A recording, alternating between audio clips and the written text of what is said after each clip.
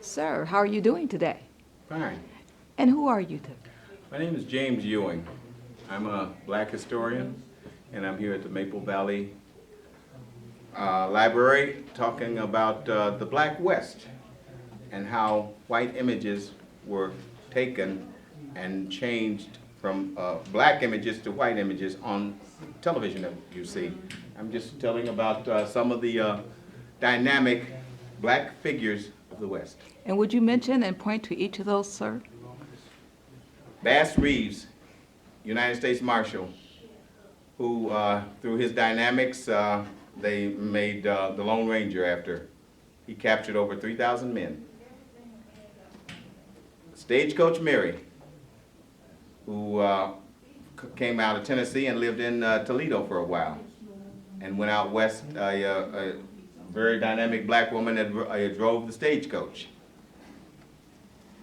Deadwood Dick, he was the only black in the West to write about his exploits, being buffalo hunting and cattle herding. This gentleman is Herb Jeffries. Although he might look Caucasian, he's black, and he was one of the singing cowboys. He made 4 films. Harlem Goes Out West, Harlem Rides the Range. So this was Herb Jeffries.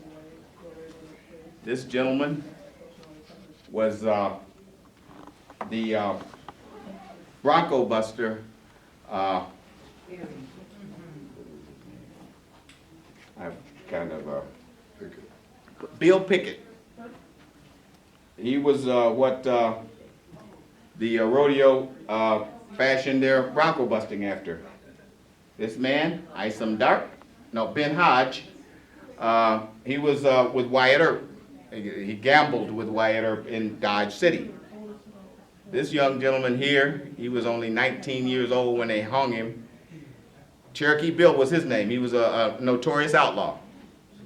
He killed over 20-some men. He was more notorious than Billy the Kid. This gentleman here, another cattle rustler, an outlaw that was called Isom Dart. And then I have a picture of this Caucasian cowboy who is Gary Cooper, who talked about when he was a kid knowing Stagecoach Mary. So these are the characters that I was talking about, the good and the bad. People thought that just every person of color took it and went along with it. Not so. They put him in jail. It was a wooden jail. This was in 1903. He set the jail on fire, broke out, went to his grandfather's house, and the Klan, contrary to popular belief, wasn't as bad, especially if they were outnumbered and knew that they were going to get a shooting. They came, they looked around, and they left. They got my grandfather out of the South. He moved around for about 10 years. Then he met my grandmother. My grandmother, this was in 1913. She was 13. He was 25. They got married. I asked her, I says, did your parents disapprove? And she said, I was going to do it anyway. So you black women, y'all been strong-minded, even as babies. And that goes to this woman here, Stagecoach Mary. This woman was so dynamic that this white gentleman here, Gary Cooper, I'm pretty sure everybody near my age knows who Gary Cooper is. He made High Noon. He was born in 1901.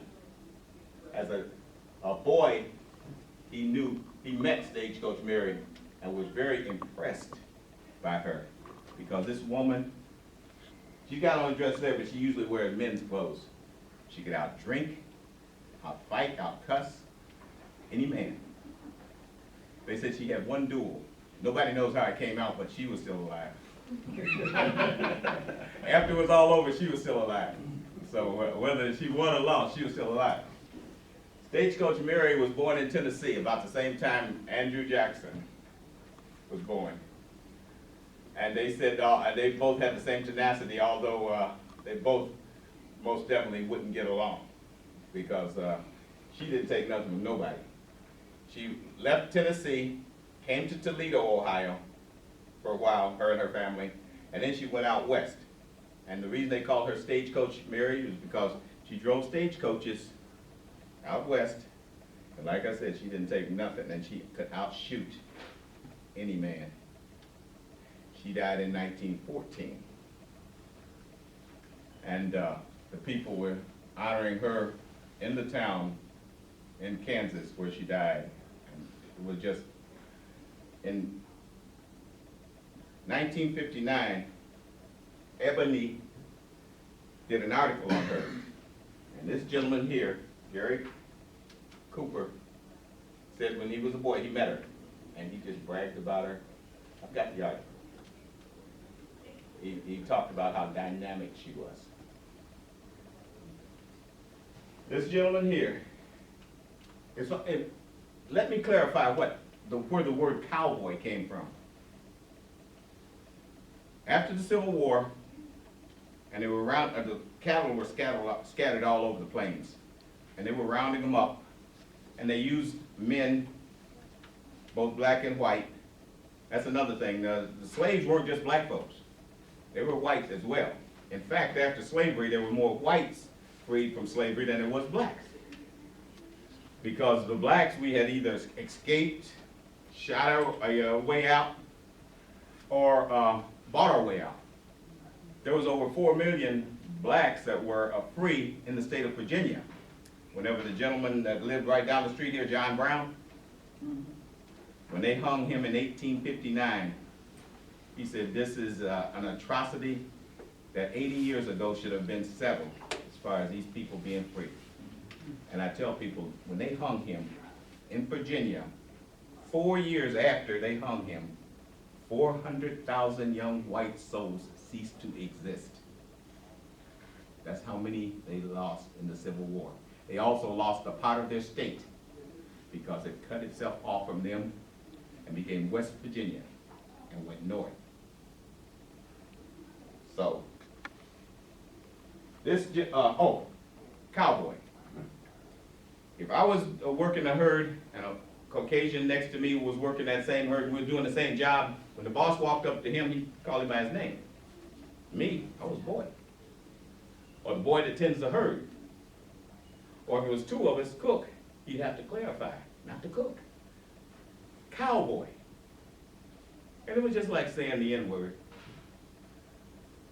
The word changed whenever they started writing about making dime novels about the West, the Wild West. And it was wild. And we were in it. And like I said, we were either marshals or outlaws. And this young man that was an outlaw, he was never in slavery. Just to show you how you can't say that slavery drove a lot of us into being bad. You either are or you aren't. Because this man, he's an ex-slave and he had the morals of a saint. In fact, when his son killed his wife, nobody would pick up the warrant. When he came back to town, they told him about his son killing his wife. So they took he took the warrant and went and picked up his son. They gave his son life, but his son was so dynamic and a model prisoner that within 10 years, they let him go. I'm trying to find a picture of his son, but Bass Reeves was truly an extremely honorable man. He had to go hunt and he was just totally dumbfounded that some Buffalo soldiers became outlaws because he studied at the Buffalo Soldier Academy. So when he had to go hunt them down, he'd give you a chance. And it's amazing how each time he drew his gun, he'd give the outlaw, the gentleman, a chance. This is why God had to be with him, because he let them shoot first. He's had his gun belt shot off of him. He's had holes in his coat and his hat. But like I said, he was never wounded. I think he was grazed one time. Just like George Armstrong Custer that went through the Civil War unscathed until he ran into a sitting bull. And that's what really finally finished the Native American, because after they attacked George Armstrong Custer and killed him. The Indians they never lost a fight. They just lost the whole war because they were just constantly bombarded with more and more people. The 2015 Past Unforgotten Award and Music Celebration, March 21st, at the Akron Civic Theater in Akron, Ohio. Doors open at 5 p.m. Show starts at 7 p.m. For early bird special tickets, call Terry Smith at 330-687-8808. That's the 2015 Past Unforgotten Award and Music Celebration.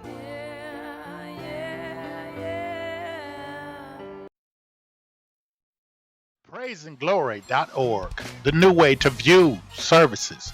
Pastors, welcome to the 21st century. Programs, events, revivals, concerts, conferences, and much more. Broadcast your sermons online every Sunday here at Praise and Glory. Why broadcast your services here? You can reach church members that have relocated, are sick and shut in, are working, or potential new members. Ask us how. Visit us at praiseandglory.org or call 234-738-1770. Praiseandglory.org, the new way for the 21st century.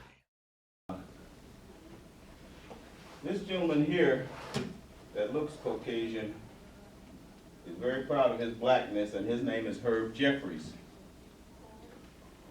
And he made 4 westerns, and he was a singing cowboy. He hung out with Cab Calloway and them. And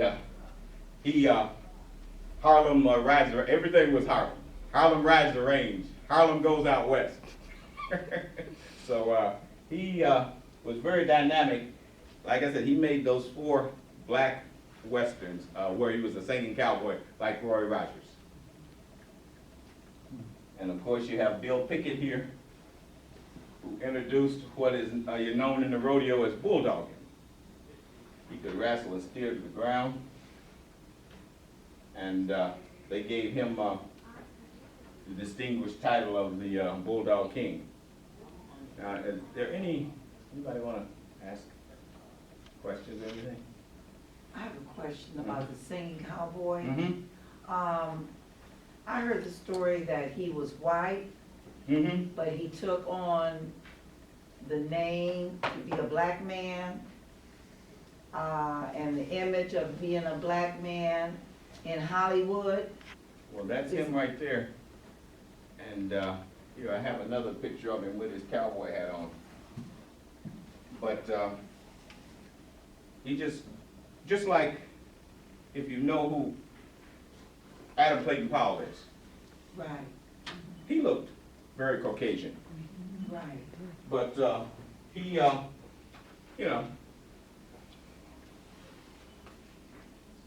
took and And that's how Herb Jeffries was. He was not Caucasian. He was just extremely mixed. Oh, okay. That's another picture of him there. And you say he passed away when? Last year, Last year? last March. He was 100 years old. You mentioned the first person at the top, you said his son, killed the wife. Do you know why the son killed her? She was cheating, and he caught her. And like I said, he took an escape and ran into Indian territory, and when Bass came back into town, none of the white marshals would speak to him, and they were looking the other way, and he thought, now they done got to the point where, I'm too successful for him. So he found out what the cause was. It wasn't that, it was the fact that, Did Calamity Jane and Stagecoach Mary, did Calamity Jane, did she try to portray Stagecoach Mary, or were they both existing during the same time period? Now, Calamity Jane was, she was around the same time period, but she was a lot younger. And she was a good marksman. No, she didn't try to portray. That was her own style. There was a woman, a Caucasian, that was named Belle Starr. Very dangerous. Her husband was Sam Starr. He was Native American and white. Whenever she found out that Bass Reeves had a warrant for her, she turned herself in. She said, hey, because she knew that she was caught. Of course, she got out as a year later, but Bass had a reputation that was totally unsurpassed. Like I said, whenever you see, there was a picture of John Wayne where he was a rancher, and he was just a dynamic character. And he also went, there's one film where he played True Grit, where he told the outlaw when he was riding toward him, feel your hand, you S.O.B. Well, Bass Reeves was told that whenever he was chasing this one outlaw. The outlaw turned and says, feel your hand, and he started at him. Bass let him get close enough because he done shot and grazed him. When Bass shot him and hit him in the middle and took him backwards off of a horse, he turned over and he was sitting there and he was talking to Bass. And he said, Bass, I heard that you once shot a man for throwing hot grease on your dog. He said, I love that dog. And I understand what he's talking about because I've got 5. He shot him in the neck. And the judge, he was an honest man. He went to the judge after, he brought the men in and says, hey, Judge, I shot this man. He threw grease on my dog, almost killed him. The judge says, Bass, you was cleaning your gun. It was an accident. But he was a very honest, hey, the man threw hot grease on his dog. That he would pretend that him and the dog was strays. And Bass shot him right through the neck. So, the West, after they took and started making states like Oklahoma, Bass was in his late 70s, and they no longer needed marshals. So they just turned over the marshalship to the different towns. And of course, this one little town said, please, Mr. Bass, don't you want to be our marshal? So he said, okay. And I saw that on Carol O'Connor in the heat of the night. They took Chief away from him, and they asked him to be sheriff. And every time you see something like this, and after you've read about Bass Reeves, you said, wait a minute, I've heard that before. That's Bass Reeves. So the storyline is, it's just manifested itself over the years as you look at television and you know the history. It's just manifested itself again and again and again. One other gentleman that we black folks, we've got a legend. I don't know if you told your kids about Stagger Lee. The legend of Stagger Lee. Well, Stagger Lee, I don't know, but I don't think he's a real man. I think it's just an image of some of our black, like Bass and Frederick Douglass. Frederick Douglass did the same thing. When he was 15, 16 years old, his slave master was going to whip him, and he took a whip off the wall. Frederick Douglass took the whip from him and put it back on the wall. Well, the master just dropped his head and walked away. Now, you know he never talked about this, and he never told nobody. Ain't no white man gonna tell, hey, my little slave took my whip away from me. He'd be laughed out the, so. And then Frederick just gathered his clothes up and left. Now, the only other woman I admire more than this woman is the Underground Railroad lady. Harriet Harriet Tubman. Tubman. I got so many things running through my head. And that man that lived right down the street, John Brown, called her General Harriet Tubman. That's how proud and to even be in her company. And whenever he got hanged in Virginia, Frederick Douglass, because they knew that Frederick Douglass was a friend of his, went running around the country saying, I wasn't with him. Harriet Tubman went running around the country saying, I wish I was with him. In fact, she told him she wanted to be with him, and he didn't want her there. And when she took ill and got sick, he was glad because he slipped away and took his men, and that's whenever they did the raid on Harper's Ferry. There were 2 young blacks with him on Harper's Ferry that were from Oberlin.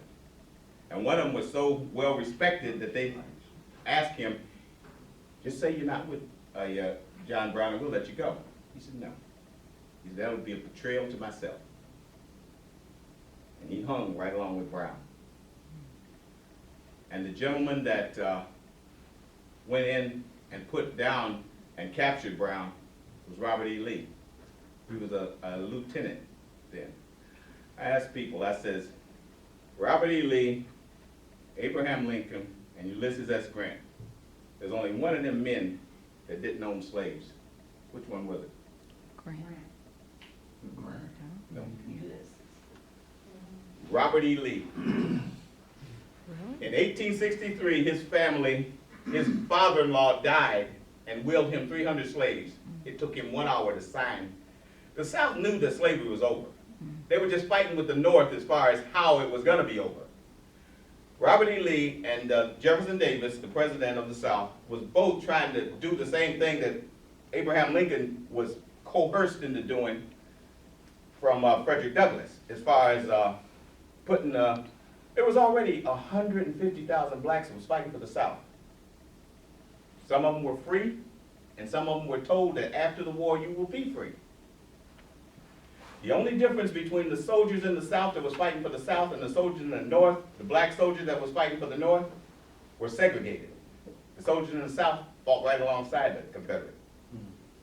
They were not segregated. They were paid the same thing. In 1921, whenever they were given a stipend from the Civil War, the South enacted that. Then the North followed suit. So there was a lot of discrepancies as far as the North and the South, as far as the North. Lincoln kept apologizing to the South, please, if you just stop, you can keep your slaves. Well, why would they stop? They were winning. Until he got that whiskey drinking Ulysses S. Grant. And that Sherman that went through Georgia burning everything. Go ahead. Where did you say Bass Reeves was a U.S. Marshal? Mm-hmm. Wow. Where did he die? Where? Mm-hmm. He died, well, in his the little area that he lived in in Oklahoma. Was he died in Oklahoma? Yeah. Okay.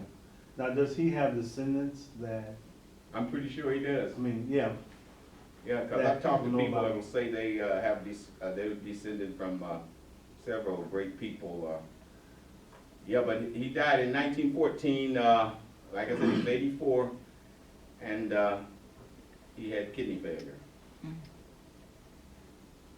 Just like Wyatt Earp and this man, the one thing they both had in common is they both died in 1929 of natural causes. Wyatt Earp was 90, and this man, I think he was in his 80s. And they said they buried him in Boot Hill so all his partners could keep an eye on him because he was a real scoundrel. That's too Okay, y'all, I have a question. go ahead. The relationship between the Buffalo Soldiers and the Navy Mary. Oh, it was outstanding. They loved him. They were, in fact, to show you, if it wasn't for the runaway slaves that joined the Seminoles in Florida, the cavalry would have taken the Seminoles. There was over 3,000 runaway slaves that joined the Seminoles. This one colonel or general wrote back to Washington while he's trying to subdue the Seminole Indians and say, Mr. President, make no mistake about this. This is not a white-red war. This is a white-black war. The Seminoles, they would put them on a reservation. Us, we were going back into slavery, so we fought vigorously. And that's why the Seminoles were never taken, because of the slaves, the ex-slaves that fought vigorously with them. I was in Florida a few years ago. I visited a place there on the Gulf of Mexico called Fort Negro. Mm-hmm. And Fort Negro was a fort built by those escaped blacks and Seminoles, and they used the weapons that that they had taken from the whites Mm-hmm. during the Indian Wars. Mm-hmm. They told stories about how the Seminoles and the blacks would make false trails through the swamps. Mm-hmm. They would capture rattlesnakes, remove the rattles, and tie them along the trail, Mm-hmm. or lead traps to quicksand. And yes, you're very correct. Mm-hmm. There were, I read more than 3,000. Well, I'll say, yeah. Well, history is always his story. I like to say history is what Napoleon said about it. History is the way I tell it. Yeah, it's his story. Because I've just found out the last 20 years about these gentlemen that I'm talking about. When I was these kids' age, I didn't know nothing about the Black West other than Herb Jeffries and a few slapstick Western comedies Yeah. and the Cowboy. I once saw a Western that depicted Stagecoach Mary Oh, as a white woman. you know something? Whenever they were gonna do, what was the female jazz singer's name? Anyway, they were gonna have Doris Day do her. And this one, a woman told the director, which was Jewish, wait a minute, this woman's black. And his response to that is, well, they're both singers. He was that naive. Josephine Baker? That wasn't Josephine. Billie Holiday? Billie Holiday. Billie Holiday. They were gonna do Billie Holiday's story and they wanted Doris Day to play it. Wow. Oh, that's incredible. What? Only in But America. then again, that's as incredible as, Jesus Only in Christ America. being blonde When hair. we're talking about the Bible, we have to remember that Jesus was from tribe Judah. Right. And all you religious folks in here, just go to your Bible, go to 1 Chronicles, read the 2nd chapter, the formation of tribe Judah, and you will see that Judah, who was the son of Jacob called Israel, Right. his sons and daughters married only black folks. And you get to reading down in that 2nd chapter and the name pops up. David. Well, okay. And you go to I was the gonna 3rd say chapter. Solomon. You go to the Mary 3rd was chapter, 14 here years. comes Nathan and Solomon, and Mary, Jesus' mama, descended from Nathan. She was 14 generations from Solomon. Yeah. So, okay, now, We should be proud. Yes, we should. oh, Yeah. yeah. But I was reading this one, you know, people ask me whenever I start talking about black history and I've dug all this up, why don't they tell us? Well, they do tell us. We have got to follow up on it. You know, it's there. I said, you know, how'd you find that out? I said, I just did this. Open the book. And it's there. Now, what we got to do is keep it alive. Because if we don't, the next generation, it'll be lost. Right. It won't be lost, but it'll be rehashed years later.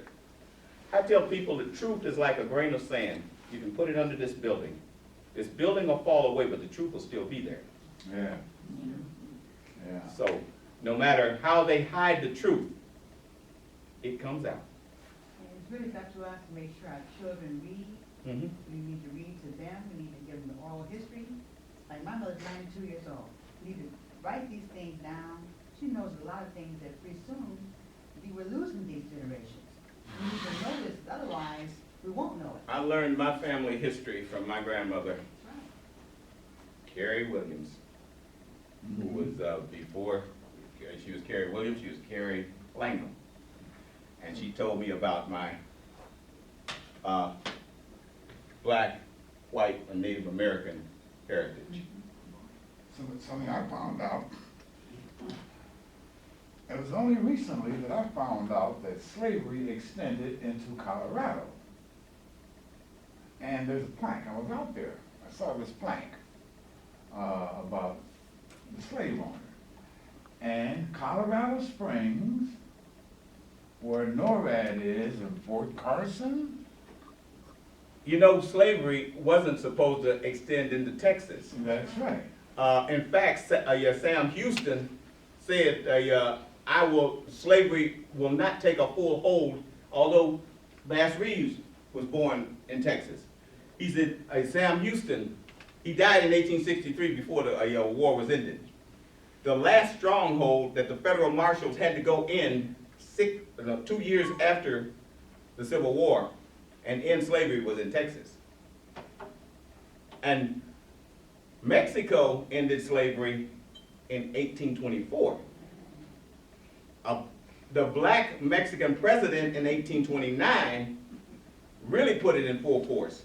And he spread it all over California and in the Mexican areas that was held in America. Well, little did he know that the American government had their eye on two things: destroying the rest of the Native Americans and taking all the way down to the Mexican border, Mexico. Because Texas was Mexico. And they said that might be so in Mexico, but not in an English-speaking country. And when you said about Negro, we might have kept the name if we'd have let it, the way it was said. It's Negrito, meaning black, Hispanic. It's very pretty. But English-speaking folks love to flatten stuff out, Negro. And I just thought that sounded as generic as Caucasian. Those two words just sound so flat and bland. Yeah.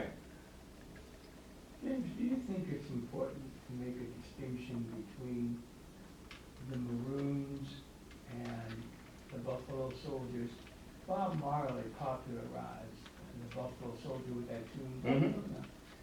But weren't the Buffalo Soldiers largely mercenaries that were used on the side of imperialist Western expansion? Well, is it important, you think, to identify them as mercenaries and not as heroes. Yeah, if it's true, tell it. Yeah, well, that isn't being done, is all I'm saying. Right. Most people speak of the Buffalo Soldiers with a certain reverence. Mm-hmm. And what I'm saying, we can assign that to the Maroon communities, as you did with the Seminole Indians. Mm-hmm. That was certainly an important alliance. Mm-hmm. But the Buffalo Soldiers were largely mercenary force used on behalf of the imperialists. Yeah, Okay. absolutely. Just wanna make that clear. Oh, hey, when the truth, let the truth be known. Where can I find a movie so I can teach my grandsons, where we can sit down and watch as a family on Stagecoach Mary or any of those There- black westerns up there? There is a, I got a couple of CDs about the Hidden Colors. Oh, yeah, I saw all three. You saw all three? 1, 2, and 3. Well, yes. that's to me, the third one, you told me something about how those, we had been told that the African kings didn't care nothing about us, that they gave us away, they sold us for money. Not so. There was an African queen that it speaks in the third Hidden Colors, that she found out the way we were being treated over here, because over there, in fact, the Greeks learned how to treat slaves by watching the way the slaves were treated in Africa. They were a part of the family. They were respected. They had rights. And the Greeks did the same thing. They followed suit. And this African queen of Nigeria told the Englishmen, don't come in Nigeria no more, because she found out how we were being treated. And, you know, not all of us came over here on those raggedy slave ships. Those things could barely bring their own. There is dates on rocks in Canada where African sailors came over here 2,000 years before Columbus. Those Indian mounds, those long Indian mounds, the Native Americans didn't do that. We did. The pyramids in Peru, we did that. Whenever they tell us that the aliens invented, built the pyramids, I said, well, if the aliens built the pyramids and they had lips like this and noses like this, Right. and the only folks I know that's got lips like that, noses like that, is us. Right. So we built the pyramids. Mathematics and all that came from us. We had universities in Africa whenever Europe, which is not even 1,000 years old, didn't know how to put clothes on. Mali, Tanzania. There's a book called The Nile Valley's Contribution to Civilization. It's written by a guy, James Broward, black archaeologist. Interesting thing, in 1969, we did a dig in Chad, and he discovered 12 pyramids older than the ones in Egypt, which tells me a pyramid sits on a square base. The square is representative, it's 4 interior angles of 90 degrees, Right. equivalent to the circle or the number 1. You So know, mathematics began there. So did the Pharaonic dynasty. when I was 9 years old, I was working for this old Jew down on Woodland. And he told me 2 things. Well, you know, they like money. So he says, look around you, what do you see? I said, dirt and filth, and I want out. He said, I see money laying all over the ground. If these people gave me just $1, 50 cents, I'd be rich. And then he told me, he says, he pointed to me and he says, you and your people are the royal Jews. I said, what do you mean? He said, you'll find out. What do you want? Mm-mm. What do you want? Hebrew, the Middle East, that's a made-up fallacy. There's no such thing as the Middle East. They cut the Suez Canal in. It was middle ways, England and China. They called that the Middle East. Then they started calling it all the way over to the forehead of Egypt, the Middle East. That's Africa. And I've had Arab-looking Egyptians say, I'm from Africa, I'm not from here. What are they talking about in the Middle East? I didn't know that. Spoils of war, you mean, when they cut out the different lands and, Mhm. you know, spoils of war from World War I, World War II. The Great Wall of Zimbabwe, that was built, that Zimbabwe means 1,000-mile wall. Whenever Israel broke up, you had some of the Jews that went, and again, there is no J in Hebrew. Some of the Hebrews went south and they stopped in Zimbabwe and they helped them build that wall. Then they went down to the bottom of Africa, and they're still in the mountains today. They're called the Limba. Limba. Now the Caucasian Jews, the Arab-looking Jews said they're not Hebrews, they're not Jews, they look like they're Africans. They took a DNA. Yeah. They said they might look like Africans, but they're Hebrews. So it's, There was an article in the New York Times not very long ago on that.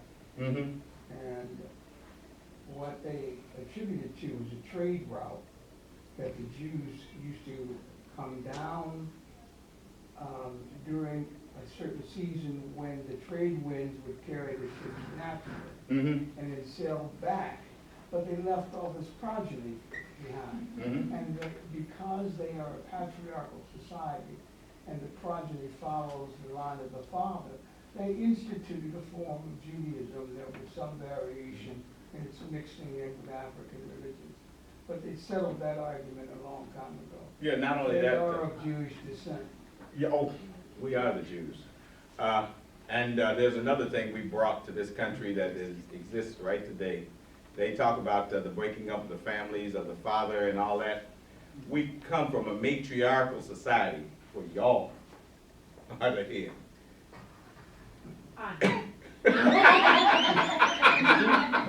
I'll do it. And I loved Harriet Tubman whenever she was trying to get some of the slaves out of the South, and sometimes they'd hear the dogs and some of the men would cower and want to go back. She cocked her gun and said, you'll either be dead or you'll be free. And we've followed y'all ever since. Go ahead. I like that. Oh, I guess you do. Yes, I do. When I was, my wife passed in '09. We've been married 41 years. And the people I work for, no matter who I work for, I tell them, my boss is at home with a dress on. I work for you. Yeah. Yeah. In colors, you know, they talk about Egyptology, Mm-hmm. how that's made up, and how they have that because they want to suppress and change history. Mm-hmm. You kind of agree with that? Mm-hmm. Yeah, absolutely. That's just like part of the Ten Commandments is on the Dead Sea Scrolls and on the tombs of Egypt. We practiced Christianity long before Christianity, and we honored our dead relatives. And we always knew there was a God. And like you were saying about the cities of Zimbabwe, they're 2,000 and 3,000 years old. Europe ain't even 1,000. Wow. So, Ain't that something?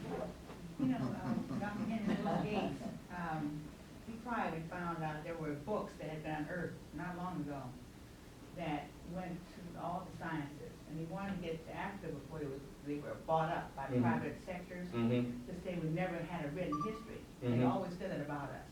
Henry, This was in writing. yeah, Mr. Gates is Yeah. dynamic. The man that I learned Beethoven and all these black characters from was J.A. Rogers. Yes. And I didn't realize that he was Jamaican. But you know, to tell you, to go back into what I was talking about as far as the truth, my stepfather, when I was a kid, made a statement that there was a black president, but they didn't want him in the White House. He lasted a day or he lasted a week. And you hit that computer, you found out the very first president of Congress was a black man. John Hanson. And if you're not careful, handsome, they'll pop a white man up in front of you. Yeah. So, and it's so interesting how the first slave owner, real slave owner in this country was a black man. Anthony Johnson, 1655. And he owned this black gentleman under, he was under indentured. Then after 7 years, Anthony Johnson said, no, I'm gonna keep you, and you ain't going nowhere. So he went next door, and the white gentleman hired him. He took them both to court. The court said, henceforth, any black that owns another black is indefinite. So then the white said, okay, we can do that. So they started doing it too. Yeah. And before the 1600s was over, again, 70-some black women owned slaves.